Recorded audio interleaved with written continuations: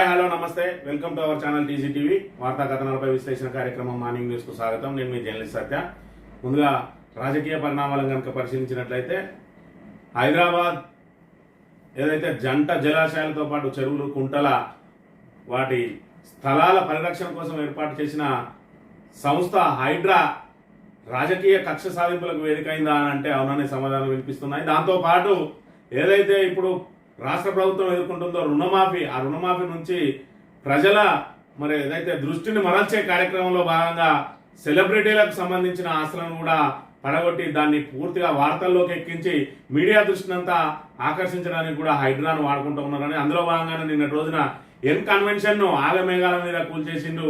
ఏదైతే కోమటిరెడ్డి వెంకటరెడ్డి ఇక్కడ ఫిర్యాదు ఇచ్చిన 2 రోజుల్లోనే నిన్నటి రోజున కూల్చివేతలకు పాల్పడ్డది హైడ్రా, కనీసం నోటీసులు ఇవ్వకుండా. దీని మీద ఏదైతే నాగార్జున హైకోర్టుకు వెళ్ళినప్పుడు హైకోర్టు కూడా తీవ్రమైన వ్యాఖ్యలు చేసింది. అంత ఆగమేఘాల మీద కూల్చాల్సిన అవసరం ఏమొచ్చింది? పిటిషనర్ కు ఏదైతే బాధితునికి ఇక్కడ సంబంధించిన నోటీసులు ఇచ్చి ఆయన వివరణ తీసుకోవాల్సిన అవసరం ఉండే హైడ్రా ఇకపై ఆ విధంగా కక్ష సాధింపులకు పాల్పడొద్దని చెప్పి పరోక్షంగా హెచ్చరించిన పరిస్థితులను కూడా మనం గమనించవచ్చు. అదేవిధంగా ప్రతిపక్షాలను టార్గెట్ చేస్తూ పల్లా రాజేశ్వర రెడ్డికి సంబంధించిన అనురాగ్ యూనివర్సిటీతో పాటు వివిధ విద్యా సంస్థలు కూడా బఫర్ జోన్లోనే ఉన్నాయని చెప్పి నీటిపారుదల శాఖ ఏఈ తోటి పోలీస్ స్టేషన్లో ఫిర్యాదు ఇప్పించిండు. త్వరలో ఆయన ఏదైతే విద్యా సంస్థలను కూడా కూల్చడానికి హైడ్రా సన్నద్ధమైన నేపథ్యంలో ఆయన కూడా కోర్టుకు వెళ్ళింది. కోర్టు డైరెక్షన్ ఇచ్చింది, ఖచ్చితంగా చట్ట ప్రకారమే నడుచుకోవాలని చెప్పి, ఇరుపక్షాలు కూడా చట్ట ప్రకారం నడుచుకోవాలని చెప్పి ఆదేశించిన పరిస్థితిని మనం ఇక్కడ ప్రధానంగా గమనించవచ్చు. మరోవైపు హైడ్రా మాత్రం ఏదైతే మంత్రులు, అదేవిధంగా ఎమ్మెల్యేలు, ఎమ్మెల్సీలు, అధికార పార్టీకి సంబంధించిన నాయకుల ఆస్తుల జోలికి మాత్రం వెళ్ళడం లేదు. పూర్తిగా ప్రభుత్వ కనసన్నల్లో కక్ష సాధింపులకు, అదేవిధంగా డైవర్షన్ పాలిటిక్స్ కు పాల్పడుతున్నది హైడ్రా. ఈరోజు తెలంగాణలో బుల్డోజర్ రాజకీయం నడుస్తున్నదా అని అంటే అవునని చెప్పక తప్పని సమాధానం వినబడుతున్న అంశాన్ని కూడా మనం ఇక్కడ ప్రధానంగా గమనించవచ్చు. ఏదో కొందరు వెంకటరెడ్డి లాంటి నేతలు తప్ప మిగతా కాంగ్రెస్ నేతలు కూడా దీన్ని పూర్తి స్థాయిలో వ్యతిరేకిస్తా ఉన్నట్టు లోపల మదన పడుతున్నట్టు కూడా సమాచారం వస్తుంది. అదేవిధంగా నిన్నటి రోజున ఏదైతే మధ్యప్రదేశ్ కు సంబంధించి బుల్డోజర్ రాజకీయాలు తగవు, ఏదైతే ఇక్కడ వ్యవస్థలను కాపాడాల్సిన వాళ్ళు ప్రజాస్వామ్యం విధంగా నడుచుకోవాలి, వాళ్ళకు ఖచ్చితంగా నోటీసులు ఇచ్చి కోర్టు ద్వారా ఆ పనులు చేయాలి, కానీ బుల్డోజర్ రాజకీయాలు పద్ధతి కాదని చెప్పి నిన్న చేసిన ఏదైతే ప్రియాంక గాంధీ వ్యాఖ్యలు వైరల్ గా మారినాయి. తెలంగాణలో జరుగుతున్నది ఏంటిది? ఏదైతే అవి అక్రమని తేలితే కూల్చేయచ్చు, కానీ కనీసం చట్ట ప్రకారం నడుచుకోకుండా రాత్రికి రాత్రి వెళ్లి కూల్చివేతలేంటి, నోటీసులు ఇవ్వకుండా, వాళ్ళ వివరణ తెలుసుకోకుండా, వాళ్ళకు సంబంధించిన పత్రాలు పరిశీలించకుండా, వాళ్ళు కోర్టుకు వెళ్తే వెళ్ళడానికి అవకాశం ఇవ్వకుండా రాత్రి కూల్చడంలో ఆంతర్యం ఏంటిదని చెప్పి ఇది కేవలం ప్రతిపక్షాలను కక్ష సాధింపుకు వినియోగించుకోవడానికి, అదేవిధంగా ఏదైతే తెర మీదకి వచ్చిన ప్రభుత్వ వ్యతిరేక విధానాలను వాటన్నింటినీ కూడా ప్రజల దృష్టిని మరల్చడం కోసమే ఇక్కడ హైడ్రా ఇక్కడ వాళ్ళ చేతిలో కీలుబొమ్మగా మారిందా అని అంటే అవునని చెప్పక తప్పని సమాధానం వినిపిస్తా ఉన్నది. ఏది ఏమైనప్పటికీ రుణమాఫీ విషయంలో మాత్రం రైతులు ఎక్కడా కూడా వెనక్కి తగ్గడం లేదు.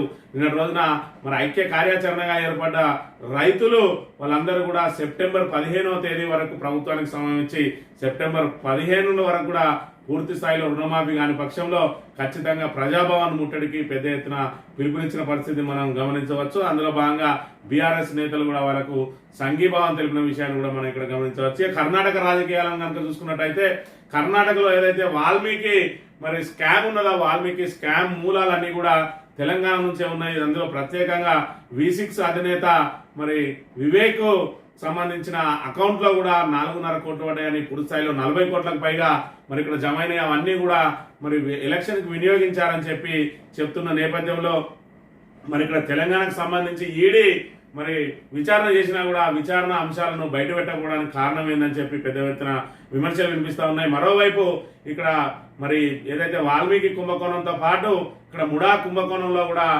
ఇక్కడ ఏదైతే సిద్ధరామయ్య ఇరుక్కున్నాడో ఆయనను తక్షణం తప్పించాలని చెప్పి ఇక్కడ డీకే శివకుమార్ నెక్స్ట్ సీఎం గా పావులు కలుపుతా ఉన్నాడు, తనకు అవకాశం కావాలని చెప్పి శివకుమార్ వ్యతిరేక శక్తులు సిద్ధరామయ్యతో ఏకమై అయితే సిద్ధరామయ్య ఉంచాలి, మార్చాల్సిన పక్షంలో హోంమంత్రి పరమేశ్వర్ను పెట్టాలని చెప్పి కర్ణాటకలో కుర్చీగోల ప్రారంభమైంది. ఇక్కడ చూసుకున్నట్టయితే తెలంగాణలో కూడా ఆధిపత్య పోరు నడుస్తా ఉన్నది. ఇప్పటికే పిసిసి అధ్యక్ష పదవికి సంబంధించి 7-8 సార్లు కసరత్తు చేసినప్పటికీ కూడా 9 నెలల నుంచి ఇప్పటి వరకు పిసిసి అధ్యక్ష మార్పు గురించి కసరత్తు కొలిక్కి రాలేదు. అధిష్టానం మరి ఇరు పక్షాలను కూడా సముదాయించే ప్రయత్నం చేసినా కూడా ఎవరికి వారే పట్టు వేయకుండా ఉన్నారు. ఇక్కడ ముఖ్యమంత్రి మరి మహేష్ కుమార్ గౌడ్ కోసం, అదేవిధంగా ఉప ముఖ్యమంత్రి మిగతా సీనియర్ నాయకులు మరి ఏదైతే మదియాష్కి గౌడ్ కోసం తీవ్ర ప్రయత్నాలు చేస్తున్న పరిస్థితి. మరి మహేష్ కుమార్ కు ఇయ్యాలని పక్షంలో అడ్డు లక్ష్మణ్ కుమార్ కి ఇవ్వాలని కూడా మరి ఎస్సీ సామాజిక వర్గాన్ని తెర మీదకి తీసుకొచ్చి రేవంత్ రెడ్డి అడ్డుకునే ప్రయత్నం చేస్తా ఉన్నాడు. అయినప్పటికీ కూడా మరి అధిష్టానం రేవంత్ రెడ్డి వైపు మొగ్గు చూపని పరిస్థితిని కూడా మనం గమనించవచ్చు. అదేవిధంగా మంత్రివర్గ విస్తరణకు సంబంధించి కూడా ఏదైతే రేవంత్ రెడ్డి ఇచ్చిన లిస్టుకు మరి సీనియర్లు తీవ్ర అభ్యంతరాలు వ్యక్తం చేసిన నేపథ్యంలో ఆ లిస్టు కూడా ఇంకా ఫైనల్ కాలేదు. మరోవైపు రేవంత్ రెడ్డి కనుక మరి ఇక్కడ ఏదైతే మరి కర్ణాటక మంత్రి రేపో మాపో తెలంగాణ ముఖ్యమంత్రి కూడా నోటీసులు రాబోతా ఉన్నాయి. మరి రేవంత్ కూడా మారుస్తారా అని చెప్పి ఏదైతే వ్యాఖ్యలు చేసిండో అవన్నీ కూడా మరి కాంగ్రెస్ లో ప్రకంపనలు సృష్టిస్తున్న అంశాన్ని కూడా మనం గమనించవచ్చు.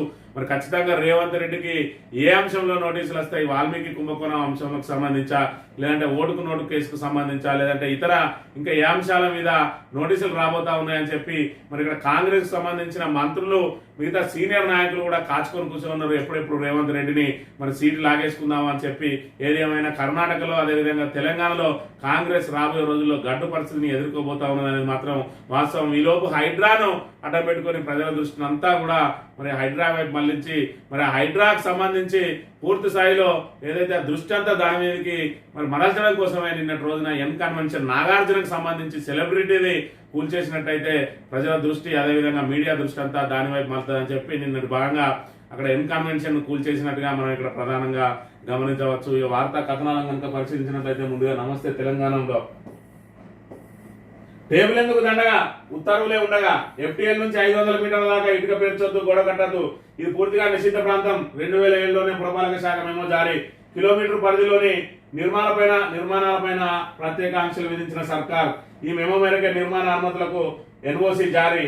బయటకు రాకుండా మెమోను తొక్కి పెడుతున్న జలమండలి. జీవో 168 ప్రకారం 100 మీటర్ల పరిధిలో నిషేధాజ్ఞలు అని చెప్పి మరి ఏదైతే పొంగులేటి శ్రీనివాసరెడ్డికి సంబంధించి మరి హిమాయత్ సాగర్ కు ఆనుకొని ఉన్నదో దీనికి సంబంధించి నాది బఫర్ జోన్ లో ఒక్క ఇటుక ఉన్నా కూడా పూర్తి స్థాయిలో మరి నా ఫామ్ హౌస్ ను కూల్ చేసుకోండి అని చెప్పి ఏదైతే మరి ఆయన ఛాలెంజ్లు చేసిండో దానికి సంబంధించి టేబుల్ ఎందుకు దండగా ఉత్తర్వులే ఉండగా అని చెప్పి నువ్వు అన్న 30 మీటర్లు కాదు మరి జీవో ప్రకారం 500 మీటర్లు FTL నుంచి 500 మీటర్ల దాకా మరి ఇక్కడ ఇటుకలు పేర్చొద్దని చెప్పి దానికి సంబంధించిన మరి ఏదైతే జీవోలు ఉన్నాయి అదేవిధంగా జీవో 168 ప్రకారం కొత్త జీవో ప్రకారం కూడా 100 మీటర్ల వరకు ఉండదు. మరి నీకున్న ఫామ్ హౌస్ ఇప్పటికే దీన్నంతా కూడా కబ్జా చేసి మట్టి పోసి హిమాయత్ సాగర్ ను ఆక్రమించడం, అక్కడి నుంచి చూసుకున్న 100 మీటర్ల లోపే ఉంటది. కాబట్టి ఖచ్చితంగా ఇవన్నీ కూడా అక్రమ నిర్మాణాలే. మరి కొత్తగా టేబుల్ కొనడం అవసరమా అని చెప్పి ఈ సర్కారును వీటిని కూల్చే దమ్ముందా అని చెప్పి దీనికి సంబంధించి సమగ్ర సమాచారాన్ని ఇక్కడ మరి నమస్తే తెలంగాణ పత్రిక ప్రచురించింది. ఈ ప్రభుత్వానికి ఒక చట్టం లేదు, ఒక నిబంధన లేదు, ఒక విధానం లేదు. రాజ్యాంగం పౌరులకు కల్పించిన ప్రాథమిక హక్కుల పట్ల కనీస గౌరవం లేదు. ఆఖరికి పౌరునికి తన వాదన వినిపించుకునే సమయం లేదు. ఒక నోటీస్ కూడా ఇవ్వకుండా, ఒక వాదన వినకుండా, ఏ చట్ట ప్రక్రియను పాటించకుండా అర్ధరాత్రి తెల్లవారుజామున దాంతో పాటు శని ఆది వంటి కోర్టులకు సెలవులు ఉండే రోజుల్లో ఏదో శత్రుదేశం మీద దాడులు జరిపినట్టు ధ్వంసాలు, కనీసం ఇంట్లోని విలువైన లేదా అవసరమైన వస్తువులు కూడా తీసుకునే వ్యవధి ఇవ్వకుండా కూల్చివేతలు చేస్తా ఉందని చెప్పి నేను ఎన్ కన్వెన్షన్ చూసుకున్నట్టయితే మరి ఏదైతే తెల్లవారుజామునే వెళ్ళింది, మరి అదైతే విలువైన ఆస్తులు ఉన్నాయి, అందులో ఏసీలు ఉన్నాయి, వివిధ రకాల ఫర్నిచర్ ఉన్నది, అవన్నిటి కూడా కనీసం నోటీస్ ఇచ్చి 1 రోజు 2 రోజులు వ్యవధి ఇవ్వకుండా మరి పూర్తి స్థాయిలో ఏదైతే కూల్చివేతలు ప్రారంభం అయిన తర్వాత నోటీసులు గోడలకు అంటేసిన పరిస్థితిని మనం ఇక్కడ గమనించవచ్చు. ఈ విషయంగా మరి నిన్న రోజున నాగార్జున హైకోర్టుకు వెళ్తే హైకోర్టు కూడా మరి హైడ్రాక్ అక్షింతలు వేసింది. అంతా ఆగమేఘాల మీద ఎందుకు కూల్చాల్సి వచ్చింది, తక్షణం మరి కూల్చివేతలు ఆపేయండి అన్నారు. మరి ఎలాగో కోర్టుకు వెళ్తారో అది స్టే అవుతుందని తెలుసు కాబట్టే కోర్టు సమయంలోపే వీటన్నింటి కూడా పని ముగించి మరి పూర్తి స్థాయిలో ఎన్ కన్వెన్షన్ ను పూర్తిగా నేలమట్టం చేసిన అంశాన్ని కూడా మనం ఇక్కడ ప్రధానంగా గమనించవచ్చు. ఎందుకంటే నాగార్జున సెలబ్రిటీ, మరి సెలబ్రిటీకి సంబంధించిన అంశానికి మరి దాన్ని కనుక కూల్చివేసినట్లయితే ఇప్పుడు ఇక్కడ ఈ రైతులు చేస్తున్న ఆందోళనలు అయితే అదేవిధంగా వివిధ రకాలుగా ప్రభుత్వం మీద వస్తున్న వ్యతిరేకతను మరి దృష్టి మరల్చి తాత్కాలికంగా వీటి మీద నీళ్లు చల్లడానికి అదేవిధంగా మీడియా అటెన్షన్ అంతా కూడా మరి దీని వైపు మరల్చేందుకు, ప్రజల దృష్టిని కూడా మరల్చేందుకు మరి నాగార్జునకు సంబంధించిన ఎన్ కన్వెన్షన్ కన్వెన్షన్ ను కూల్చివేసిండ్రు. మరి ఎన్ కన్వెన్షన్ ను కూల్చివేయడంలో మరి ప్రజలకేం ఇబ్బంది లేదు, లేకపోతే వివిధ పక్షాలకేం ఇబ్బంది లేదు, ప్రతిపక్షాలకు ఇబ్బంది లేదు, రాజకీయ పక్షాలకు ఇబ్బంది లేదు. కాకపోతే కూల్చివేసిన తీరు వినే తీవ్రమైన అభ్యంతరాలు ఉన్నాయి. ఎన్ కన్వెన్షన్ అనేది పూర్తి స్థాయిలో అక్రమమే అయితే వాళ్ళకు నోటీసులు ఇచ్చి మరి ఆ నోటీసులకు వాళ్ళ వివరణ తీసుకొని ఆ వివరణతోటి సంతృప్తి చెందిన పక్షంలో మరి పూర్తి స్థాయిలో వాళ్ళను మరి డిమాల్టేషన్ కు ఆర్డర్ ఇచ్చి దాన్ని కూల్చేయాల్సిన అవసరం ఉండే. రాత్రి కూల్చేయాల్సిన అవసరాలు ఏమొచ్చినాయి? మరి అంత విలువైన ఏదైతే ఫర్నిచర్ ఉంటుంది అందులో వివిధ రకాలు అది రన్నింగ్ లో ఉన్నది కాబట్టి దానికి సంబంధించిన అనేక సామాగ్రి ఉంటుంది. ఆ సామాగ్రి అంతా కూడా వాళ్ళకి తీసుకోవడానికి అవకాశం ఇవ్వకుండా, కనీసం ఒక్కరోజు వ్యవధి కూడా ఇవ్వకుండా, గంట వ్యవధి కూడా ఇవ్వకుండా అప్పటికప్పుడు వెళ్ళి మరి ఆ చీకటి తోటి కూల్చేయాల్సిన అవసరం ఏమొచ్చింది? మరి ఇక్కడ పెద్దల ఇల్లు ఇవన్నీ ఉన్నాయి. వివేక్ సంబంధించిన ఫామ్ హౌస్ ఉన్నది, అదేవిధంగా పొంగులేటి శ్రీనివాసరెడ్డికి ఫామ్ హౌస్ ఉన్నది. మరి వీటిని ఎందుకు హైడ్రా టచ్ చేయడం లేదనంటే హైడ్రా అనేది ప్రభుత్వం చేతిలో కీలుబొమ్మగా మారింది.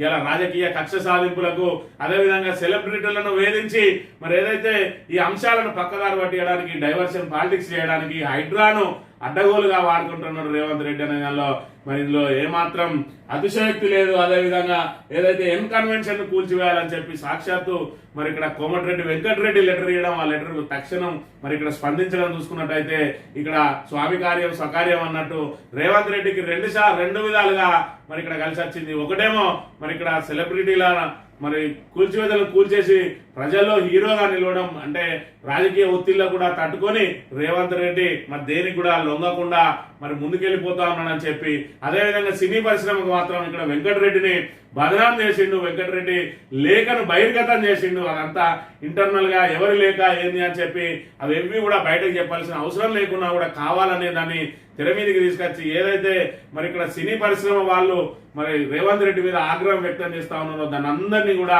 ఇక్కడ కోమటిరెడ్డి వెంకటరెడ్డి వైపు మరల్చి కోమటిరెడ్డి వెంకటరెడ్డి మరి ఆయన ఏదైతే ఫిర్యాదు చేసిండో ఆ ఫిర్యాదు మేరకే కూల్చాల్సి వచ్చింది అని చెప్పి దీని అందరినీ కూడా డైవర్ట్ చేసి క్రెడిట్ మాత్రం రేవంత్ రెడ్డి కొట్టేసిండు.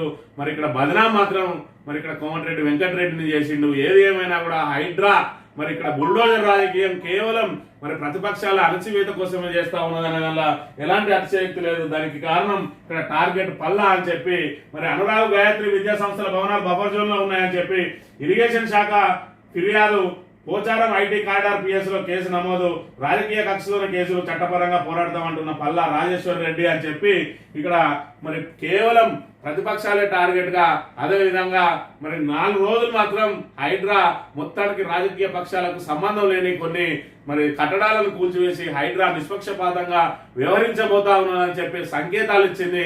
కానీ 4 రోజుల తర్వాత పూర్తిగా రాజకీయ నాయకుల చేతుల్లోకి వెళ్లి పూర్తిగా ప్రతిపక్షాలను అణచివేయడానికి, ప్రతిపక్షాల మీద తొక్కిపెట్టడానికి, ప్రతిపక్షాల కట్టడాలను కూల్చివేయడం మీదే దృష్టి సారిస్తా ఉన్నది. మరి నాగార్జునకి ఏం సంబంధం? నాగార్జున ప్రతిపక్షం కాదు కదా అంటే ఇక్కడ ఏదైతే మరి అందులో భాగంగానే ఇక్కడ రేవంత్ రెడ్డికి దాని మీద ఉన్న వ్యతిరేకత ఏదైతే ఉన్నదో రుణమాఫీకి సంబంధించి మరి ఆశించిన క్రెడిట్ రాలేదు.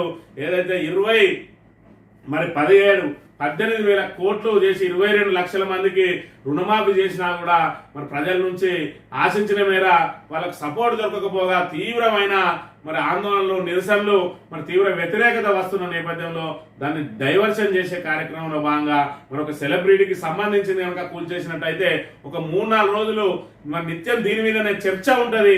ఆ చర్చలో మరి ఇక్కడ రేవంత్ రెడ్డిని హీరోగా ప్రొజెక్ట్ చేయడానికి హైడ్రా చేసిన పనిగా దీన్ని మనం ఇక్కడ ప్రధానంగా భావించవచ్చు. ఇక దాంతో పాటు పనిలో పనిగా మళ్ళీ వీళ్ళ మీద పడ్డారు, ప్రతిపక్ష నాయకుల మీద. ఇప్పుడు పల్లా రాజేశ్వర రెడ్డి మీద పడ్డ దృష్టి అనురాగ్ యూనివర్సిటీ, అదేవిధంగా గాయత్రి విద్యా సంస్థల భవనాలు బఫర్ జోన్ లో ఉన్నాయని చెప్పి ఒక ఇరిగేషన్ శాఖ ఏఈ తోటి బలవంతంగా మరి ఇక్కడ కంప్లైంట్ ఇప్పించిండ్రు. మరి ఇన్ని రోజుల నుంచి గాడిదలకు మరి పనులు తోముతారా ఈ ఇరిగేషన్ శాఖ అధికారులు అనే విషయాన్ని మనం ఇక్కడ ప్రధానంగా గమనించాలి. అక్కడ వాళ్ళు తక్షణం మరి కంప్లైంట్ చేయడం, వెంటనే ఎఫ్ఐఆర్ నమోదు కావడాన్ని బట్టి మరి పల్లా రాజేశ్వర రెడ్డి కూడా న్యాయపరంగా ఎదుర్కొంటా అని చెప్పి హైకోర్టుకు వెళ్ళడం జరిగింది. హైకోర్టు కూడా మరి తీవ్రంగా మరి ఆక్షేపణ చేసింది. ఖచ్చితంగా చట్ట ప్రకారమే నడుచుకోవాలి అని చెప్పి మరి ఇక్కడ గట్టి సూచనలు కూడా చేసిన అంశాన్ని మనం ఇక్కడ ప్రధానంగా గమనించవచ్చు. ఇక బుల్డోజర్ న్యాయం అనాగరికం, ఎవరైనా వ్యక్తి తప్పు చేసినట్టు ఆరోపణలు వస్తే అతను తప్పు చేశాడా లేదా అని నిర్ధారించి శిక్ష వేయాల్సింది కోర్టు. ఏవైనా ఆరోపణలు రాగానే న్యాయాలను విచారించకుండా ప్రభుత్వమే కూల్చడం, చట్టాలను పాటించకపోవడమే అవుతుంది. ఇది తీవ్ర అనాగరికం, అన్యాయం. బుల్డోజర్ న్యాయం ఆమోదనీయం కాదు. అలాంటి కూల్చివేతలు వెంటనే ఆపాలని చెప్పి ఇక్కడ బుల్డోజర్ న్యాయం అనాగరికం అని చెప్పి మధ్యప్రదేశ్లో జరిగిన అంశానికి సంబంధించి ప్రియాంక గాంధీ స్పందించింది. మరి తెలంగాణలో కూడా జరుగుతున్నాయి అవే. ఇది కూడా బుల్డోజర్ అన్యాయమే కదా. ఏదైతే మరి వాళ్ళు ఆక్రమించుకొని ఉన్నారో ఆక్రమించడానికి సంబంధించి మరి చట్టపరంగా న్యాయపరంగా మరి దొడ్డిదారిని అవ్వకుండా బాజాప్తా మెయిన్ రోడ్లో వెళ్ళి వాళ్ళకు బాజాప్తా నోటీసులు ఇచ్చి వాళ్ళ దగ్గర నుంచి వివరణ తీసుకొని మరి వాళ్ళకి క్లారిఫై చేసి మరి కూల్చేయక తప్పదు అని చెప్పి వాళ్ళకి టైం ఇచ్చి మీకు మీరుగా తొలగించుకుంటారా లేదంటే మమ్మల్ని కూల్చేయమంటారా అని చెప్పి ప్రభుత్వం మరి నిష్పక్షపాతంగా వ్యవహరించాల్సింది పోయి మరి కేవలం ఇది బుల్డోజర్ రాజకీయం ప్రతిపక్షాల అణచివేతల కోసమే ప్రయత్నం చేస్తా ఉన్నది. అందుకు మరి ఉదాహరణగా అనేక మందికి సంబంధించిన ఫామ్ హౌస్లు ఇక్కడ శ్రీనివాసరెడ్డి ఏదైతే పొంగులేటి శ్రీనివాసరెడ్డికి సంబంధించింది కానీ వివేక్ సంబంధించింది కానీ పట్నం మహేందర్ రెడ్డికి సంబంధించింది కానీ పల్లవరాజుకు సంబంధించింది కానీ వైవీర్ సుబ్బారెడ్డికి సంబంధించింది కానీ ఇట్లా అనేక మంది ఫామ్ హౌస్ కాంగ్రెస్ ఉన్నాయి. వాటిని కనీసం టచ్ కూడా చేస్తలేదు హైడ్రా అని. అంటే ఈ హైడ్రా అనేది ఒక పెద్ద హైడ్రామా అనే విషయాన్ని ఇక్కడ మనం ప్రధానంగా గమనించవచ్చు. ప్రజాభవన్ ముట్టడి తత్వం రుణమాఫీకి డెడ్ లైన్ సెప్టెంబర్ 15. రైతు ఐక్య కార్యాచరణ కమిటీ అల్టిమేటం రైతుల నిరసనకు బీఆర్ఎస్ సంఘీబాబు ఆదినాయన వేముల బాజిరెడ్డి జీవన్ రెడ్డి ఆర్మూర్లో రైతుల మహాధర్నా సక్సెస్. షరతులు లేని రుణమాఫీ రైతు భరోసా అమలు చేయాలని డిమాండ్ చేస్తూ నిజామాబాద్ జిల్లా ఆర్మూర్ రెవెన్యూ డివిజన్ పరిధిలో నిజామాబాద్ రూరల్ బాల్కొండ ఆర్మూర్ నియోజకవర్గాల పరిధిలో రైతులు మామిడిపల్లి చౌరస్తాలో శనివారం మహాధర్నా నిర్వహించిండు. ఈ మహాధర్నాకు సంబంధించి మరి ఇక్కడనే ఏదైతే రైతు ఐక్య కార్యాచరణ కమిటీ ఒక అల్టిమేటం జారీ చేసింది. ఏమని చెప్పి మరి సెప్టెంబర్ 15 లోపు కనుక మీరు సంపూర్ణ రుణమాఫీ చేయకపోతే ఖచ్చితంగా మీ ప్రజాభవన్ ను ముట్టడిస్తామని చెప్పి తీవ్రమైన హెచ్చరిక చేసింది. మీరు ఎన్ని డైవర్షన్ పాలిటిక్స్ చేసినా మరి మీరు ఏం చేసినా ఇలా హైడ్రా అని ఏదో హైడ్రామాలు చేసినా మా కడుపు గాలి ఉన్నాం, మేము ఆకలితో ఉన్నాం. మరి రైతులను మీరు ఏం చేసినా డైవర్షన్ చేయలేరు. ఇప్పుడు మేము ఇక్కడ మరి ఆకలితో ఉన్నాం, మేము ఇబ్బందుల్లో ఉన్నాం. మరి మా సమస్యలను పరిష్కరించే వరకు మేము వెనక్కి తగ్గేది లేదని చెప్పి రైతులు అల్టిమేటం జారీ చేసిన అంశాన్ని కూడా మనం ఇక్కడ ప్రధానంగా గమనించవచ్చు. ఇక్కడ ప్రధానంగా చూసుకున్నట్టయితే నిన్న రోజున ఏదైతే కేటీఆర్ మహిళా కమిషన్ మరి ఆయనకు నోటీసులు ఇచ్చింది. ఏమనంటే ఏదైతే ఉచిత బస్సుకు సంబంధించి ఉచిత బస్సులో రికార్డింగ్ డ్యాన్సులు చేయించుకొని మరి ఏదైతే ఇక్కడ మన ఎల్లిపాయలు తీసుకోవడానికి పిల్లలకు అన్నం తినిపించడానికి ఈ రకంగా ఉచిత బస్సు ప్రయాణం అనేది అపాస అయితే ఉన్నదని చెప్పి అందులో భాగంగా నోరు జారిన కేటీఆర్ తక్షణం తన తప్పును గ్రహించి ఆల్రెడీ మరి మహిళా లోకానికి క్షమాపణ చెప్పినప్పటికీ కూడా మరి ఓవర్ యాక్షన్ చేసింది. మహిళా కమిషన్ ఓవర్ యాక్షన్ చేసి ఆయన నోటీసులు జారీ చేసింది. ఇదే అసెంబ్లీ సాక్షిగా ఇటు రేవంత్ రెడ్డి కానీ అదే విధంగా మరి మిగతా కాంగ్రెస్ నాయకులు మరి సబితా ఇంద్రారెడ్డి అదే సునీత లక్ష్మారెడ్డి మీద కూడా విపరీతమైన వ్యాఖ్యలు చేస్తే కనీసం స్పందించలేదు. అదేవిధంగా రాష్ట్ర వ్యాప్తంగా మహిళల మీద చిన్నారుల మీద అనేక అత్యాచార ఘటనలు జరిగినా ఇప్పటి వరకు స్పందించని మహిళా కమిషన్ కేటీఆర్ మీద విషయంలో మాత్రం స్పందించింది. దీన్ని మరి రాజకీయ నాయకులను పెడితే ఈ విధంగానే ఉంటది, రాజకీయమే చేస్తారు అని చెప్పి చెప్తున్న పరిస్థితి. మరోవైపు నిన్నటి రోజున మహిళా కమిషన్ కు హాజరైన కేటీఆర్ కు అక్కడ మహిళా కమిషన్ సభ్యులందరూ ఎవరైతే 6 సభ్యులు ఉన్నారో వాళ్ళందరూ కూడా రాఖీ కట్టిరు. దీన్ని కూడా తీవ్రంగా తప్పుపట్టింది మహిళా కమిషన్ చైర్మన్. మరి ఆమెనే వెళ్లి స్వయంగా రేవంత్ రెడ్డికి రాఖీ కట్టింది. ఆమె కడితేనేమో ఒప్పు, వీళ్ళు కడితేనేమో తప్పు. ఎందుకంటే ఆమె ప్రభుత్వంలో ఉన్నది, ప్రభుత్వాధినేత కట్టింది, వీళ్ళ ప్రతిపక్ష నేతలకు కట్టింది. కాబట్టి ప్రతిపక్ష నేతలకు మరి కట్టకూడదు అన్నట్టుగా నిబంధనలు ఉన్నట్టుగా మాట్లాడుతూ ఉన్నది నేరెళ్ల శారద అనే అంశాన్ని ఇక్కడ మనం ప్రధానంగా గమనించాలి. ఇక తెలంగాణ భావనను కాపాడుతున్నది ఎవరు? హైదరాబాద్ లో కర్ణాటక వాల్మీకి స్కామ్ లింకులు. ఆర్బీఎల్ బ్యాంకు చెందిన 9 ఖాతాల్లో 45 కోట్లు జమ. స్కామ్ కు సంబంధించి రాష్ట్ర సిట్ సిబిఐ ఈడీ సోదాలు. వాల్మీకి కార్పొరేషన్ స్కామ్ విచారణ రోజుకో కొత్త మలుపు. సూసైడ్ స్కామ్ గుట్టురట్టు చేసిన సూపరింటెండెంట్ పై కూడా కేసు. అతనే కీలక నిందితుడని పేర్కొంటూ సిట్ 2వ ఛార్జ్ షీట్. తన భర్తను కావాలని ఇరికిస్తున్నారని మృతుడి భార్య అని చెప్పి ఏదైతే హైదరాబాద్ లో మరి ఇక్కడ కర్ణాటక వాల్మీకి స్కామ్ 187 కోట్లు కర్ణాటక వాల్మీకి అనే మరి ఏజెన్సీకి సంబంధించి ఆ డబ్బులన్నీ కూడా అన్యాక్రాంతమైనవి. అందులో భాగంగా 45 కోట్లు తెలంగాణకు సంబంధించిన ఒక బ్యాంకు ఖాతాలో 9 అకౌంట్లలో జమ అయినాయి. అందులో V6 అకౌంట్ కూడా ఒకటి. ఇవన్నీ కూడా కాంగ్రెస్ మరి ఎంపీ ఎలక్షన్ లో ఎన్నికల్లో భాగంగా పైసలు వాడుకున్నది, మరి ఏదైతే ఎలక్షన్ కు వాడింది అని చెప్పి ఆరోపణలు వస్తున్న నేపథ్యంలో దీనికి సంబంధించి మరి ఆ సూపరింటెండెంట్ అనే వ్యక్తి ఎవరైతే ఉన్నారో ఆయన మరి ఈ స్కామ్ మొత్తాన్ని గుట్టు చేసిండు. ఆయన ఆత్మహత్య చేసుకొని దానికి సంబంధించి సూసైడ్ నోట్ ఏదైతే రాసిండో దాని ద్వారానే ఈ స్కామ్ వెలుగులోకి వచ్చింది. తీరా మరి స్పెషల్ ఇన్వెస్టిగేషన్ టీం వేసింది ప్రభుత్వం. వేస్తే వాళ్ళు తెలిసింది ఏంటంటే ఆయనే సూత్రధారి అని తెలిసిన పరిస్థితి. ఆయనే సూత్రధారి అయితే ఆయనే ఆత్మహత్య చేసుకుని ఆయనే స్కామ్ ఎందుకు బయటపెడతారనే అంశాన్ని ఇప్పటి వరకు చెప్పింది లేదు.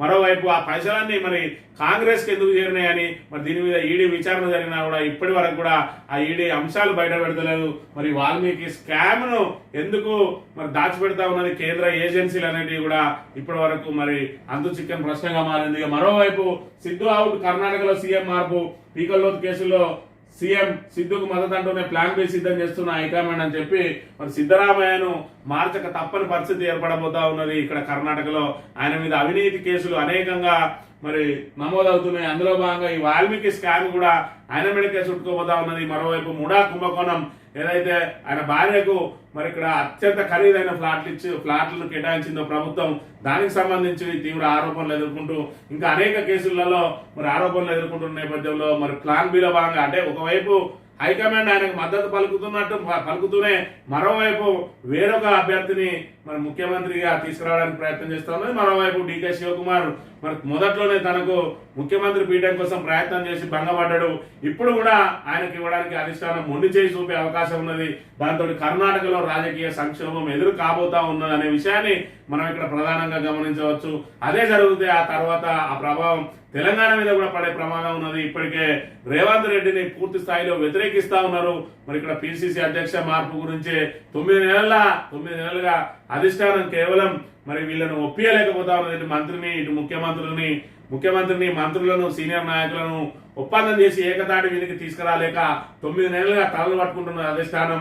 అదే జరిగితే కర్ణాటకలో సీఎం మార్పు జరిగితే ఖచ్చితంగా రేవంత్ రెడ్డిని మార్చాలనే మరి కొత్త డిమాండ్ తెర మీదకి రాబోతా ఉన్న అంశాన్ని కూడా మనం ఇక్కడ ప్రధానంగా గమనించవచ్చు. తెలంగాణ దినపత్రిక విషయానికి వస్తే సినీ పరిశ్రమపై కుట్ర ఆంధ్రాకు తరలించాలని చూస్తున్నారా? సర్కార్ పెద్దల పనైనా చంద్రబాబుకు పూర్తిగా సహకరించనున్న రేవంత్ రాష్ట్ర ఆర్థిక వ్యవస్థలో కీలకం. సినీ పరిశ్రమను లాక్కునే ప్రయత్నం, ఎన్ కన్వెన్షన్ సెంటర్ కూల్చివేతలతో మొదలు భయాందోళనలు సృష్టించేలా చర్యలు, మెల్లగా ఇక్కడి నుంచి వెళ్లిపోయేలా చేస్తున్న సర్కార్ అని చెప్పి మరి ఎవరికి తోచిన విధంగా వాళ్ళు విశ్లేషణలు చేస్తున్న పరిస్థితిని మనం ఇక్కడ గమనించవచ్చు. మరి ఇక్కడ ఎన్ కన్వెన్షన్ కూల్చివేత వెనుక మరి ఇక్కడ చంద్రబాబు నాయుడు ఉన్నాడా అనే అంశం కూడా నిన్నటి రోజున తెర మీదకి వచ్చింది. ఎందుకంటే మరి నాగార్జున పూర్తి స్థాయిలో వైఎస్ జగన్ కు మద్దతుదారు, మరి చంద్రబాబును సంతృప్తి పరచడం కోసం ఎన్ కన్వెన్షన్ కూల్చేసిందని ఒకవైపు విమర్శలు వస్తుంటే, మరోవైపు సినీ పరిశ్రమను మరి ఇక్కడ భయభ్రాంతులకు గురి చేస్తే అది ఆంధ్రాకు తరలిపోతుందని మరి ఇక్కడ చంద్రబాబు నాయుడుకు మేలు చేయడం కోసమే ఇక్కడ రేవంత్ రెడ్డి కుట్రలు చేస్తా ఉన్నాడని మరో వర్గం వాదిస్తున్న పరిస్థితి మనం ఇక్కడ గమనించవచ్చు. కోమటిరెడ్డి వెంకటరెడ్డికి సంబంధించి అడ్డంగా బుక్ అయిన కోమటిరెడ్డి ఎన్ కన్వెన్షన్ కూల్చివేతలో ఆయన లేకే ప్రధానం. కోమటిరెడ్డి ఫిర్యాదుతో రంగంలోకి హైడ్రా, పబ్లిక్ లో సీఎం రేవంత్ హీరో, పరిశ్రమ పెద్దలకు సినిమా మంత్రి విలన్, మంత్రి కోమటిరెడ్డిపై గురుగా ఇండస్ట్రీ పెద్దలు, ప్రభుత్వ వైఖరిపై ఆగ్రహం, ఇలాగే కంటిన్యూ అయితే కష్టమేనన్న భావన అని చెప్పి ఏదైతే కోమటిరెడ్డి సినిమాటోగ్రఫీ మంత్రిగా కూడా ఉన్నాడు. ఇప్పుడు ఆయన ఆ కోమటిరెడ్డి వెంకటరెడ్డి సినిమాటోగ్రఫీ మంత్రిగా ఉన్నా కూడా మరి ఏదైతే సినీ ప్రముఖులు ఎవ్వరు కూడా ఆయనకు వచ్చి అభినందనలు తెలియజేయలేదు, కనీసం సన్మానాలు సత్కారాలు చేయలేదు, ఆయనను గౌరవించలేదు. దాని మీద ఇప్పటికే గురుగా ఉన్నాడు. మీ అందరి సంగతి చెప్తా అని చెప్పి గతంలో బహిరంగంగానే వ్యాఖ్యానించాడు. అందులో భాగంగానే ఎన్ కన్వెన్షన్ కూల్చివేయాలని చెప్పి స్వయంగా ఆయనే లేఖ ఇవ్వడం. ఇది ఒకవేళ ఒక సినిమాటోగ్రఫీ మంత్రి అయి ఉండి మరి సినిమా ఒక అగ్ర హీరోకి సంబంధించి, ఒక నిర్మాతకు సంబంధించి, ఒక కట్టడానికి సంబంధించి కూల్చివేయాలని చెప్పడంలో మరి ఈయన వెనక మరి ఏదైతే పాత కక్షలు దృష్టి పెట్టుకుని చేసిందని ఒకవైపు మరి రేవంత్ రెడ్డి ఈ అస్త్రాన్ని వినియోగించుకున్నాడు. కూల్చివేసి ప్రజల్లో హీరోగా రేవంత్ రెడ్డి మారిండు, పూర్తి స్థాయిలో విలన్ గా మాత్రం ఇక్కడ రేవంత్ రెడ్డి మన కోమటిరెడ్డి వెంకటరెడ్డి చూపించిండు. అందులో భాగంగా ఆయన లేఖను బహిర్గతం చేసి సోషల్ మీడియాలో చక్కర్లు తిప్పేలాగా ఏదైతే హైడ్రాకి ఇచ్చిండో హైడ్రా మరి లేఖను ఎందుకు బహిర్గతం చేసింది, కావాలనే కోమటిరెడ్డిని మరి ఇక్కడ డిఫేమ్ చేయాలి, రేవంత్ రెడ్డి హీరోగా మారాలి అని చెప్పే అంశం మీదనే అట్లా చేసింది. మరి ఇక్కడ మరోవైపు ఏదైతే సినీ పరిశ్రమ నుంచి రేవంత్ రెడ్డి మీద వచ్చే వ్యతిరేకత అంతా కూడా మరి కోమటిరెడ్డి వైపు మళ్లించిన అంశాన్ని కూడా మనం ఇక్కడ ప్రధానంగా గమనించవచ్చు. స్కామ్ లో V6 వివేక్, కర్ణాటక వాల్మీకి కార్పొరేషన్ నిధులు గోల్మాల్, తెలంగాణకు మళ్ళీ 45 కోట్లు, దీనిలో V6 బిజినెస్ సొల్యూషన్స్ కు 4.5 కోట్లు. లోక్సభ ఎన్నికల సమయంలో ఈ లావాదేవీలు ఈడీ, సిబిఐ దీనిపై స్పందించడం, ఈడీ మౌనంపై కేటీఆర్ నిలదీత అని చెప్పి ఇప్పుడు అందరికీ శంకరని చెప్పే మళ్ళీ కుడికిలో పడ్డట్టుగా ఉంది V6 వివేక్ వెంకటస్వామి తీరు.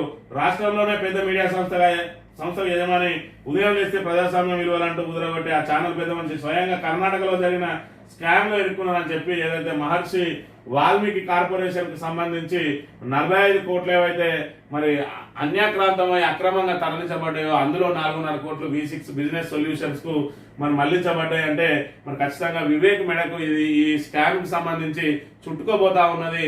మరి ఈడీకి కూడా అల్లరి కేసులు మరి ఏదైతే దీని మీద విచారణ చేసి పెట్టింది మరి ఇప్పటికి కూడా బీజేపీ అధిష్టానం వేచి చూస్తా ఉన్నది. అన్నిటినీ ఒకే వైపు ఇక్కడ V6 వివేక్ అదేవిధంగా మిగతా ఎవరెవరైతే ఉన్నారో వాళ్ళందరినీ కూడా చుట్టుపెట్టి ఒకటేసారి అదను చూసి రేవంత్ రెడ్డిని గద్దె దించాల్సి వచ్చిన రోజు వీళ్ళందరికీ మరి ఈడీ అనే ముక్కుతాడును మెడకు వేసి అందరినీ లాగేసే ప్రయత్నం చేస్తుంది. అందుకే వేసి చూస్తుందని కూడా ఒక వాదన వినవస్తున్న పరిస్థితిని కూడా మనం ఇక్కడ ప్రధానంగా గమనించవచ్చు. ఎన్ కన్వెన్షన్ కూల్చివేత అని చెప్పి నాగార్జునకు సంబంధించిన మరి ఏదైతే ఎన్ కన్వెన్షన్ కూల్చేసిన అంశాన్ని ప్రధానంగా ప్రచురించింది. మహిళలన్న చట్టమన్న ఎనలేని గౌరవం యథాలాపంగా మాట్లాడిన మాటలపై క్షమాపణ కోరా కాంగ్రెస్ మహిళా నేతల దాడిని ఖండిస్తున్న వారిపై కూడా కమిషన్ చర్యలు తీసుకోవాలి. 8 నెలల్లో మహిళలపై జరిగిన దారుణాలపై చర్యలు తీసుకోవాలి. మహిళా కమిషన్ ముందు హాజరైన కేటీఆర్ అని చెప్పి నిన్న రోజున మహిళా కమిషన్ పిలుపు మేరకు ఏదైతే మరి తన నోరు జారినా అని ముందే క్షమాపణలు కోరిండు. అయినప్పటికీ కూడా మహిళా కమిషన్ ఓవర్ యాక్షన్ తోటి మరి అక్కడ పిలిచినప్పటికీ అక్కడ కూడా వెళ్ళి తను క్షమాపణ చెప్పితే మరి అక్కడ కమిషన్ కూడా ఏం చేయలేని పరిస్థితి. మరి ఈ విధంగానే ఏదైతే మహిళా కమిషన్ హాజరవుతా ఉన్నాడో అక్కడ కాంగ్రెస్ మహిళా నేతలు కూడా ఓవర్ యాక్షన్ చేసారు. దాన్ని ఇక్కడ బీఆర్ఎస్ మహిళా నాయకులు ధీటుగా ఎదుర్కొన్నారు. మరి దాడులకు పాల్పడితే సహించేది లేదని తాము కూడా అందుకు సిద్ధంగా ఉన్నామని చెప్పి మరి సంకేతాలు వెలువరిచిన పరిస్థితిని మనం ఇక్కడ గమనించవచ్చు. ఇక జర్నలిస్టు విజయారెడ్డిపై కేసు నమోదు. కొండారెడ్డిపల్లి మహిళ ఫిర్యాదు కులం పేరుతో దూషించారన్న ఆరోపణ. మహిళా జర్నలిస్టు పై దాడి ఘటనలో కొత్త ట్విస్ట్ అని చెప్పి మరి ఇక్కడ మిర్రర్ టీవీకి సంబంధించిన మహిళా జర్నలిస్టు విజయారెడ్డి ఎవరైతే ఉన్నారో ఆమె మీద కొండారెడ్డిపల్లె మరి ఒక మహిళ కులం పేరుతో దూషించారని ఏదైతే సీఎం సొంత గ్రామానికి వెళ్లి మరి ఇక్కడ రుణమాఫీ కాలేదు, అక్కడ సొంత ఊరి ప్రజలకి రుణమాఫీ కాలేదని చెప్పి ఆ విషయాన్ని వెలుగులోకి తేవడానికి 2 మహిళా జర్నలిస్టులు విజయారెడ్డి అదేవిధంగా సరిత అనే 2 మహిళా జర్నలిస్టులు ఏదైతే వెళ్ళిండ్రో వాళ్ళను మరి అక్కడ తరిమిండ్రు. అదేవిధంగా వాళ్ళ కెమెరాలు గుంజుకున్నారు, వాళ్ళ మీద దాడికి పాల్పడ్డరు, వాళ్ళను వెంబడించిండ్రు. వాళ్ళు పోలీస్ స్టేషన్ కూడా వెంబడిపడ్డ పరిస్థితి. ఈ నేపథ్యంలో వాళ్ళను భయభ్రాంతులకు గురి చేసి అది చాలదన్నట్టు ఇప్పుడు ఆ గ్రామంలోనే అడుగు పెడితే ఎవరిని కూడా మరెవరు కూడా ఆ గ్రామంలో అడుగు పెట్టడానికి సాహసించద్దు అని చెప్పి ఈరోజు తప్పుడు కేసులు నమోదు చేస్తున్న పరిస్థితి. మరి ఇక్కడ ఏదైతే కొండారెడ్డిపల్లెకు సంబంధించిన ఒక మహిళ మరి కులం పేరుతో దూషించిందని చెప్పి కొండారెడ్డిపల్లెకు వెళ్ళడమే ఈమె మొదటిసారి. మరి అక్కడ ఆ గ్రామంలో ఈమెకు పరిచయాలు కూడా లేవు. ఆమె కేవలం అక్కడికి వెళ్ళి రైతుల అభిప్రాయాలు తీసుకోవడానికి వెళ్ళింది. మరి ఆ మహిళ ఎస్సీ మహిళ అని ఈమెకైతే తెలుసు. ఆమెను కులం పేరుతో దూషించాల్సిన అవసరం ఏంది? అక్కడ వాళ్ళు మొదలు పెట్టిన కాంచి వెళ్తే చివరికి బయటకు వచ్చే వరకు కూడా కెమెరాలన్నీ ఆన్ చేసుకునే ఉన్నాయి. మరి ఎక్కడ కూడా వీళ్ళు వాగ్వివాదం చేసుకున్నట్టు కానీ ఒక మహిళతోటి గొడవ పెట్టుకోవాల్సిన అవసరం లేదు. అంటే ప్రభుత్వం మరి ఈ రకంగా తప్పుడు కేసులు పెట్టడానికి కూడా వెనకాడడం లేదు. కొండారెడ్డిపల్లెను నిషేధిత ప్రాంతం చేసింది. అక్కడికి వస్తే మీ మీద కేసులు పెడతాం, మిమ్మల్ని వేధిస్తామని చెప్పి బెదిరింపులకు పాల్పడతా ఉన్నది. ఇంకెవరు కూడా కొండారెడ్డిపల్లెకు రాకుండా ఉండడం కోసం ఇక్కడ తప్పుడు కేసు పెట్టడానికి మరి వెనకాడడం లేదనే విషయాన్ని మన ప్రజలందరూ కూడా గమనించాలి. రేవంత్ రెడ్డి సర్కార్ చేస్తున్నది, రేవంత్ రెడ్డి సోదరులు చేస్తున్న దౌర్జన్యం ఏ విధంగా ఉన్నదనే విషయాన్ని మన ప్రజలందరూ కూడా గమనించాలి. సాక్షి దినపత్రిక విషయానికి వస్తే హైడ్రామా కన్వెన్షన్ కూల్చివేత.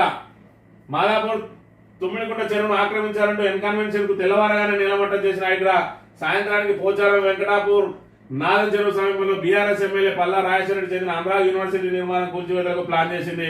నీటిపారుదల శాఖ ఫిర్యాదు మేరకు పల్లాపై పోచారం పోలీస్ స్టేషన్ లో కేసు కూడా నమోదైంది. శనివారం ఉదయం నుంచి రాత్రి వరకు హైడ్రా దూకుడు ప్రదర్శించగా అడ్డుకోండి అంటూ నాగార్జున పల్లా రాజేశ్వరరెడ్డి హైకోర్టును ఆశ్రయించారు. నాగార్జున పిటిషన్ పై స్టేటస్ కో ఇచ్చిన కోర్టు పల్లా రాజేశ్వరరెడ్డిపై పిటిషన్ పై ఇరువైపులా చట్ట ప్రకారం నడుచుకోవాలని ఆదేశాలు ఇచ్చింది. ఇది నాగార్జునకు సంబంధించి మరి హడావిడిగా ఆగమేఘాల మీద కూల్చివేసిన అంశం. అదేవిధంగా దీని వెంటనే పల్లా రాజేశ్వరరెడ్డిని కూల్చడానికి ప్రయత్నం చేస్తే హైకోర్టు కొంతవరకు బ్రేక్ వేసినట్టుగా మనం ఇక్కడ ప్రధానంగా భావించవచ్చు. ఇక పెన్షన్ భద్రత కేంద్ర ప్రభుత్వానికి సంబంధించి కేంద్ర ఉద్యోగులకు అష్యూర్డ్ పెన్షన్ పథకం. 5 ఏళ్ల సర్వీస్ ఉంటే పెన్షన్ గా సగం వేతనం, 10 ఏళ్ల సర్వీస్ ఉంటే కనీసం 10,000, రిటైర్మెంట్ సమయంలో వేతనంలో 10వ వంతు ఏకమొత్తంగా చెల్లింపు, పెన్షనర్ మరణానంతరం కుటుంబాలకు 60%, ప్రభుత్వోద్యోగులకు సామాజిక భద్రత అంటున్న కేంద్రం 23 లక్షలకు మందికి లబ్ధి. మంత్రి అశ్విని వైష్ణవ్ కేంద్ర ప్రభుత్వ ఉద్యోగులకు మరి కనీస వేతనం ఏదైతే ఉన్నదో అలా కనీసం 25 సంవత్సరాల పాటు సర్వీస్ ఉంటే మరి ఇప్పుడు మూల వేతనంలో సగం పెన్షన్ రూపంలో ఇవ్వబోతా ఉన్నట్టు కొత్త పెన్షన్ విధానాన్ని అమల్లోకి తీసుకొస్తా ఉన్నది. దీని ద్వారా 23 లక్షల మంది కేంద్ర ప్రభుత్వ ఉద్యోగులకు లబ్ధి జరగబోతా ఉన్నదని చెప్పి ప్రధానంగా నిన్నటి రోజున కేబినెట్ తీర్మానం చేసిన అంశాన్ని ఇక్కడ ప్రధానంగా ప్రచురించింది. సోనియాగాంధీ నిర్ణయం, పిపిసిసి చీఫ్ ఎంపికపై రాష్ట్ర నేతల భేటీలో కుదిరిన ఏకాభిప్రాయం. మహేష్ కుమార్ గౌడ్ పేరును బలపరిచిన సీఎం రేవంత్ రెడ్డి, మధ్యాష్కి మద్దతుగా నిలిచిన డిప్యూటీ సీఎం భట్టి, మంత్రి ఉత్తమ్ ఎవరి వాదన వారు వినిపించడంతో నిర్ణయాధికారం సోనియా గాంధీకి అప్పగించిన ఖర్గే రాహుల్. రాష్ట్ర పిసిసి అధ్యక్షుడి ఎంపిక బాధ్యత ఏఐసిసి సెక్రటరీ సోనియా గాంధీ కోర్టులోకి వెళ్ళింది. అధ్యక్షుడి నియామకంపై రాష్ట్ర నేతల మధ్య ఏకాభిప్రాయం కుదరకపోవడం, ఎవరికి వారే తమ వర్గానికి చెందిన నేతల పేర్లను సిఫారసు చేయడంతో ఈ అంశాన్ని సోనియా నిర్ణయాధికారానికి వదిలేయాలని ఏఐసిసి కీలక నేతలు నిర్ణయించారు. ప్రస్తుతం PCC working president Mahesh Kumar Goud CM Revanth Reddy అండగా నిలుస్తున్న ప్రచార కమిటీ చైర్మన్ మధుయాష్కి గౌడ్ కు deputy CM Bhatti Vikramarka, senior మంత్రి ఉత్తమ్ కుమార్ రెడ్డి మద్దతిస్తున్నట్టు తెలిసింది అని చెప్పి మరి ఇక్కడ ఏదైతే రాష్ట్రంలో కూర్చొని మరి ఏదైతే కాంగ్రెస్ పెద్దలందరూ ముఖ్యమంత్రులు, మంత్రి, ఉప ముఖ్యమంత్రి, వివిధ మంత్రులు, అదేవిధంగా కాంగ్రెస్ సీనియర్ నాయకులు అందరూ కూడా కూర్చొని ఏకాభిప్రాయంతో మరి ఒకరి పేరును అధిష్టానానికి సూచిస్తే అధిష్టానం మరి ఆ పేరును లాంఛనంగా మరి ప్రకటిస్తుంది. కానీ ఇక్కడ వేరుగా ఉన్నది. ఇప్పుడున్న రాష్ట్ర కాంగ్రెస్ లో పరిస్థితి ఏ విధంగా ఉన్నదంటే మంత్రులందరూ ఒకవైపు, ముఖ్యమంత్రి ఒకవైపు అని మరి నిండు చంద్రుడు ఒకవైపు, చుక్కలు ఒకవైపు అన్నట్టు రేవంత్ రెడ్డి ఏదైతే మరి వీళ్ళందరినీ తొక్కుకుంటా సీఎం పీఠం ఎక్కిండో ఆయన మీద మరి ఇక్కడ సీనియర్ మంత్రులు అందరూ కూడా గుర్రుగా ఉన్నాడు. ఏమాత్రం అనుభవం లేని మరి ఇక్కడ రాజకీయాల పట్ల విలువలు లేని, తెలంగాణ ఉద్యమంలో ఏ రోజు పాల్గొనని రేవంత్ రెడ్డి ఈరోజు ముఖ్యమంత్రి కావడం ఇక్కడ తెలంగాణ ప్రజలకే కాదు కాంగ్రెస్ నాయకులకు కూడా మింగుడు పడతలేదనే విషయాన్ని మనం ఇక్కడ ప్రధానంగా గమనించాలి. దాంతో రేవంత్ రెడ్డి ప్రతి విషయంలో కూడా మరి ఇక్కడ మిగతా మంత్రులందరూ, ఉప ముఖ్యమంత్రితో పాటు మంత్రులందరూ కూడా తీవ్రంగా విభేదిస్తా ఉన్నాడు. రేవంత్ రెడ్డి ఎంత వాళ్ళ భుజాల మీద మోసినట్టు యాక్టింగ్ చేసినా కూడా వాళ్ళు ఎవరు కూడా రేవంత్ రెడ్డి నమ్ముతలేరు. మరి ఖమ్మం వెళ్తే ఈ ముగ్గురు మంత్రులతోటే మరి నడుస్తా ఉన్నది, నాదేం లేదు, నాది ఉత్తదే అంటాడు. ఇటు వస్తే సంగారెడ్డికి వస్తే మరి ఓడిపోయిన ఎమ్మెల్యే జగ్గారెడ్డి ఏడ సంతకం పెట్టమంటే ఆడ సంతకం పెడతాను అంటాడు.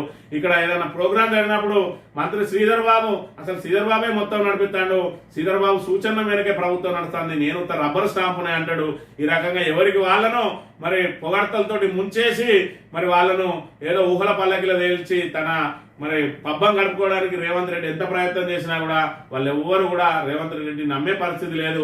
ఖచ్చితంగా ఆయనను తీవ్రంగా విభేదిస్తున్న పరిస్థితుల నేపథ్యంలో ఈ రోజు కనీసం ఆయన మాట నెగ్గకుండా పిసిసి అధ్యక్షుని విషయంలో కూడా వాళ్ళు పట్టు వీయడం లేదు. మరోవైపు రేవంత్ రెడ్డి కూడా తన పట్టును కోల్పోవడానికి సిద్ధంగా లేడు. అందులో భాగంగానే 9 నెలల నుంచి పిసిసి అధ్యక్ష పదవి నానుతా వస్తున్న విషయాన్ని మనం ఇక్కడ ప్రధానంగా గమనించవచ్చు. ఆంధ్రజ్యోతి విషయానికి వస్తే ఎన్ కన్వెన్షన్ కూల్చివేత అని ఇక్కడ ప్రధానంగా ప్రచురించింది. చట్టవిరుద్ధం అని చెప్పి ఇక్కడ నాగార్జున మరి స్టే ఉన్నది, కోర్టు కేసులు ఉన్నాయి, అయినా కూడా ఎందుకు ఈ రకంగా చేసిందని చెప్తున్న పరిస్థితిని మనం ఇక్కడ ప్రధానంగా గమనించవచ్చు.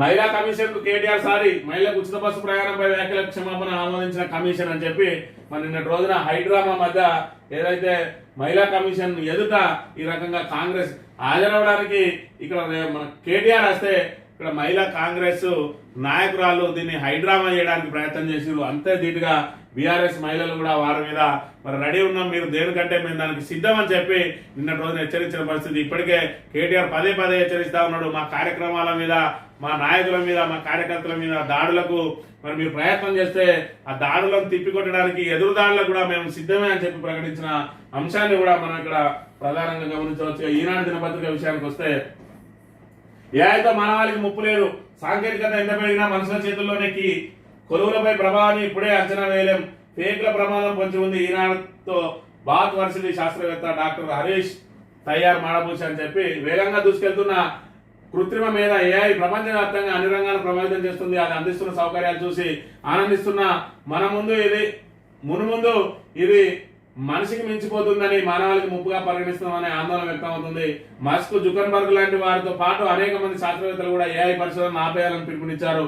అయితే ఏఐ పనితీరుపై అధ్యయనం చేస్తున్న ఇంగ్లాండ్లోని బాత్ విశ్వవిద్యాలయం తాజాగా తీపి కబురు చెప్పింది. కృత్రిమ మేధతో మానవాళి మనుగడకు వచ్చిన ముప్పేమి ఉండబోదని స్పష్టం చేసింది. ఎంత పెరిగినా దాని కాలం చెవి మనిషి చేతిలోనే ఉంటుందని భరోసా ఇస్తుందని చెప్పి మరి ఇక్కడ కృత్రిమ మేధ ఏదైతే ఆర్టిఫిషియల్ ఇంటెలిజెన్స్ ఉన్నదో ఆర్టిఫిషియల్ ఇంటెలిజెన్స్ తోటి మరి తీవ్రంగా మానవాళికి ముప్పు జరగబోతా ఉన్నదని చెప్పి అనేక మంది మేధావులు ఆందోళన వ్యక్తం చేస్తున్న నేపథ్యంలో ఇక్కడ ఏదైతే మరి ఇక్కడ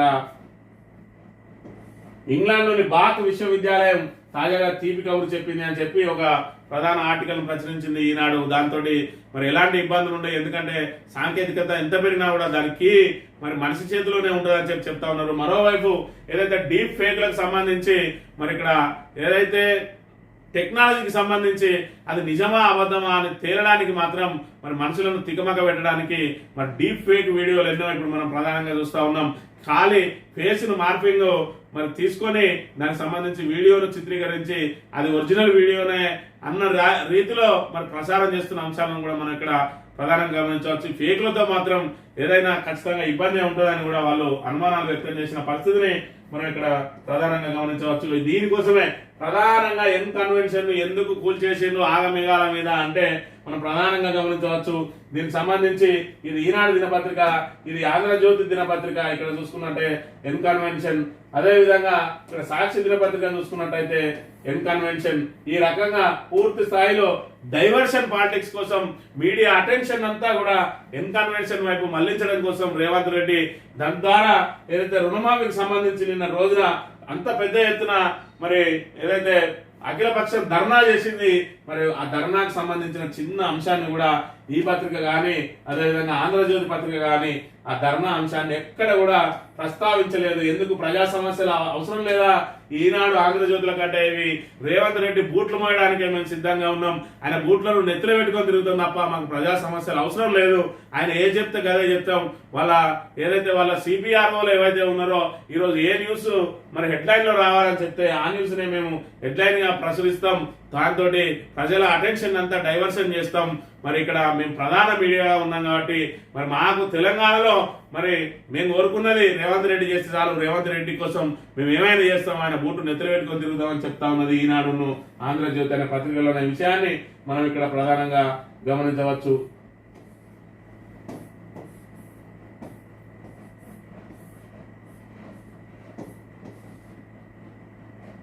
విదేశాలకు వెళ్లే విద్యార్థులు 37%, 4 రాష్ట్రాల వారే. తెలుగు విద్యార్థులు 12.5%. ఎక్కువ మంది ప్రాధాన్యం అమెరికా, కెనడా, ఆస్ట్రేలియా, బ్రిటన్లకే.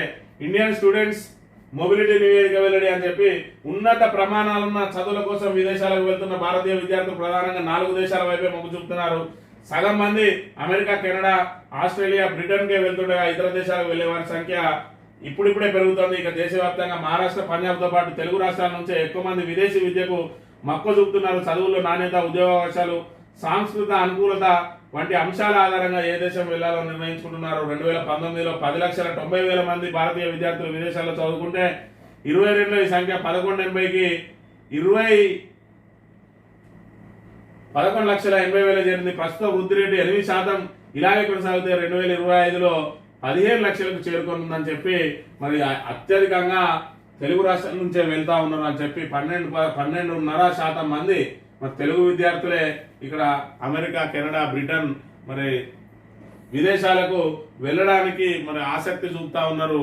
మరి విదేశీ విద్యకు, నాణ్యమైన విద్యకు ఇక్కడ తెలంగాణ నుంచి అదేవిధంగా ఆంధ్రప్రదేశ్ నుంచి అధిక సంఖ్యలో వెళ్తా ఉన్నారు. అక్కడ ఉద్యోగ అవకాశాలు పుష్కలంగా ఉంటున్నాయని కూడా మరి దీనికి సంబంధించి మరి విదేశీ విద్య కోసం తెలంగాణ విద్యార్థులు, తెలుగు విద్యార్థులు అందరూ వెళ్తా ఉన్నారని చెప్పి ప్రధానంగా వార్తలు ప్రచురించింది. ఇది ఈ రోజు సంబంధించిన మరి ముఖ్యాంశాలను మరొకసారి అయితే గమనించినట్టయితే కేవలం హైడ్రా అనేది మరి ఖచ్చితంగా ఏదైతే ప్రతిపక్షాలను అణిచివేయడం కోసం హైడ్రా అనేది మరి స్వతంత్ర సంస్థగా వ్యవహరించడం లేదు, పూర్తిగా ప్రభుత్వం చేతిలో కీలుబొమ్మగా వ్యవహరిస్తున్న పరిస్థితిని మనం ఇక్కడ ప్రధానంగా గమనించవచ్చు. అందులో భాగంగానే మరి పూర్తి స్థాయిలో FTL పరిధిలో ఉన్న పొంగులేటి శ్రీనివాసరెడ్డిది V6 అధినేతది, అదేవిధంగా పట్నం మహేందర్ రెడ్డిది అయితే పూర్తి స్థాయిలో దీపకల్పం లాగా ఉన్నది. అయినప్పటికీ దాన్ని టచ్ చేయడానికి సాహసించడం లేదు హైడ్రా. కానీ మరి ఇక్కడ సెలబ్రిటీలను కూల్ చేస్తున్నది, ఎందుకంటే మరి మీడియా అటెన్షన్ ను డైవర్ట్ చేయడానికి, ప్రజల అటెన్షన్ ను డైవర్ట్ చేయడానికి, రుణమాఫీ నుంచి ప్రజల దృష్టిని మరల్చడానికి డైవర్షన్ పాలిటిక్స్ లో భాగంగా ఇటు సెలబ్రిటీల వైపు, అదేవిధంగా పనిలో పనిగా మరి ఇక్కడ కక్ష సాధింపులో భాగంగా ప్రతిపక్షాల మీద మరి బాణం ఎక్కుపెట్టడానికి హైడ్రాను వాడుతూ ఉంటా ఉన్నాడు ఇక్కడ రేవంత్ రెడ్డి అనే అంశాన్ని మనం ఇక్కడ ప్రధానంగా గమనించాలి. మరోవైపు కర్ణాటకలో ఖచ్చితంగా సీఎం మార్పు తప్పదన్నట్టుగా సంకేతాలు వెలువడుతున్న నేపథ్యంలో దాని తర్వాత మరి భారీ కుదుపు తెలంగాణలో ఉండబోతా ఉన్నదని చెప్పి రాజకీయ విశ్లేషకులు చెప్తున్న పరిస్థితి. ఏది ఏమైనా కూడా మరి 1-2 నెలల్లో పూర్తి స్థాయిలో ఇక్కడ రాజకీయంగా మార్పులు జరగబోతాయి అనే దానికి మరి కర్ణాటక నుంచి సంకేతాలు వెలువడుతున్న నేపథ్యంలో రాబోయే రోజులు ఏం జరుగుతుందో వేచి చూద్దాం. ఇది ఈ రోజు మార్నింగ్ న్యూస్. తిరిగి రేపు కలుద్దాం. Thank you very much.